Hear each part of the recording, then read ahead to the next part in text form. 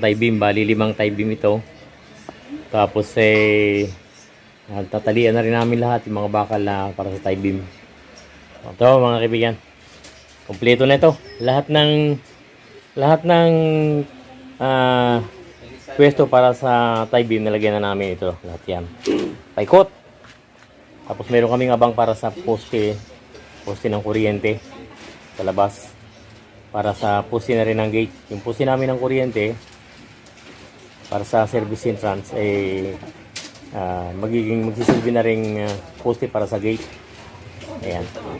Kompleto na yan. May tie beam na lahat yan. Nakakasa na yan. Ang ilalagay na lang namin dito ay yung forma nito para mabuhusan.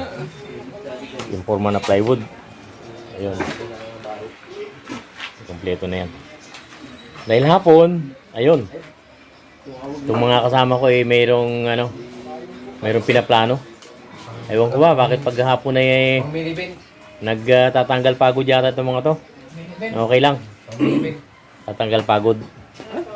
Ayan.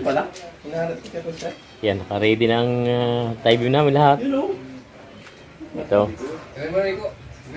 Ay, ang nangyari naman ngayong hapon. Pagkatapos namin time out, ay bumalat naman ang ulan. Ayan. Nakatapos lang ng ulan.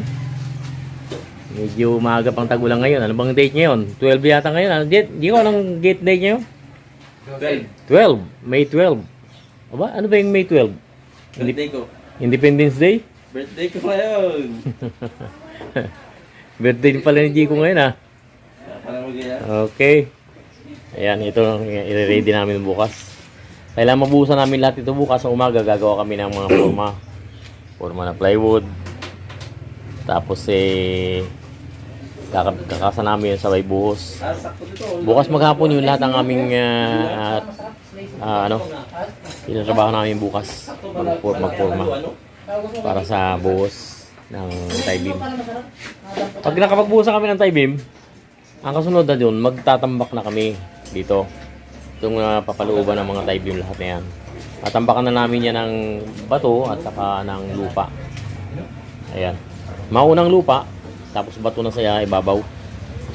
Pag nakompleto yun, nalagyan na namin yung bato at na-label na, maglalagay naman kami ng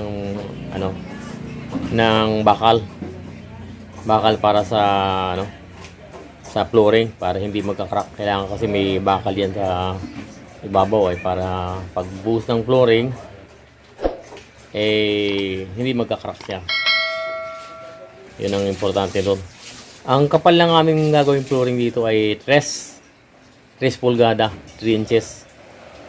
Pero sa slab sa taas, standard na yung 4 inches dito sa itaas. Sa second floor. Sa per floor 3 yun, standard na rin yun. Tamang-tama yung kapal na yun. Ayan. Yun lang ngayong araw na ito mga kaibigan. Wala tayong ganong activities ngayon. Kasi nasa pundasyon pa lang tayo. Medyo mabagal ang trabaho dahil talagang ganyan pagka pundasyon, medyo matagal yan. Pero pagka nakatapos na kami mag-flooring at mag-asintada na yan, kasunod doon ay asintada na, papunta na dito sa slab.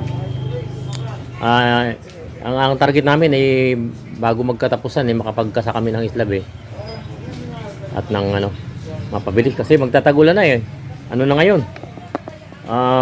Ngayon ay Mayo na, May 12 at mukhang maaga pang tagulan ngayon, kaya kailangan bago talaga magsagsagan yung pag-ulan na kami, naka-slab na kami para medyo maganda-ganda na ang pagkilos dito sa ilalim.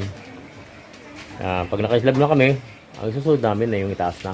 Pero habang nagpapatigas kami ng itaas, yung kaputol nitong bahay, itong sa kapatid ko naman ang aming asintahan. Mga mga 15 to 20 days yun, pinakamabilis na yun. Pero para sure, basta less than 1 month para matigas na matigas yung slab bago tanggalan ng forma. Pero doon sa mga panahon yun, kahit na nagpapatigas, pwede namang magtrabaho sa taas. pwedeng ano diyan, mag-asintada. Okay mga kaibigan.